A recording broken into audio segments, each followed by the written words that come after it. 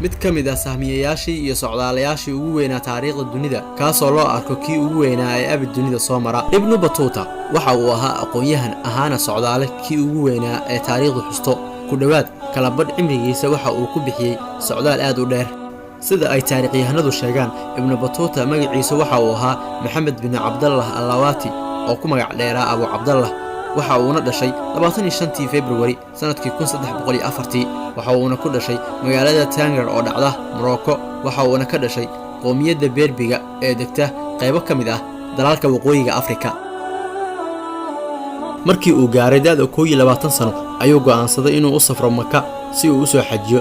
safarkiisii xajka waxa uu ku qaatay 16 bilood. waxa uuna go'aansaday inuu uusan ku laaban Morocco uuna bilaabo socdaal dheer uu ku tagayo dhulal badan. Morocco waxa uu ka maqnaa 24 sano. waxa uuna safar ku maray oo cagta mariyay waqooyiga Afrika, bariga Afrika, galbeedka Afrika, bariga dhexe, bartamaha Aasiya, koonfurta Aasiya, koonfur bari Aasiya, Shiinaha iyo koonfurta Yurub. waxa ayna ku qaadatay inuu gaaro dhulkaas muddo 30 sano ah.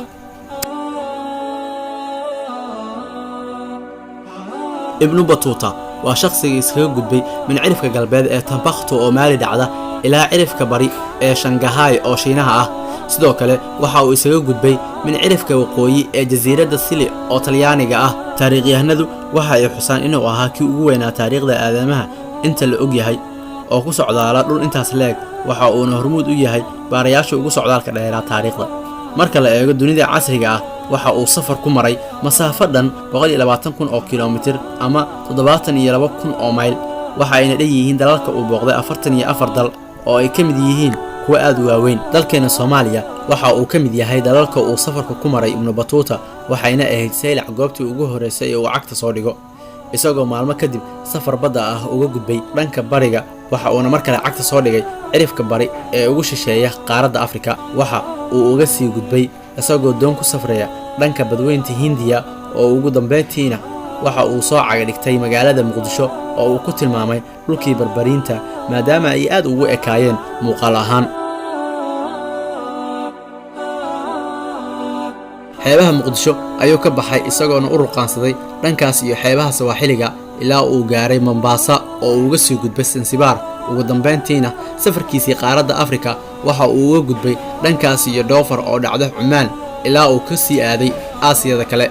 waxaa laga joogaa 661 sano waqtigii uu safriyay Ibnu Battuta. inta badan safarkiisa waxa uu u isticmaalayay geela iyo gaadiidka badda. waxaa jira in buugaag aad u fara badan laga qoray safarkiisii kaasoo laga soo guuriyay buuggiisii uu kaga hadlayay safarada ee la yiraahdo Rihla. goob walba uu tagay waxa uu kaga waramayaa dhaqankeeda iyo xadaaradii ka jirtay.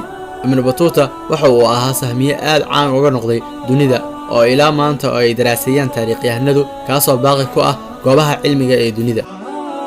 taariikhyahanadu waxa ay sheegaan inuu ku geeriyooday magaaladii uu ku dhashay ee Tanger sanadkii 1369.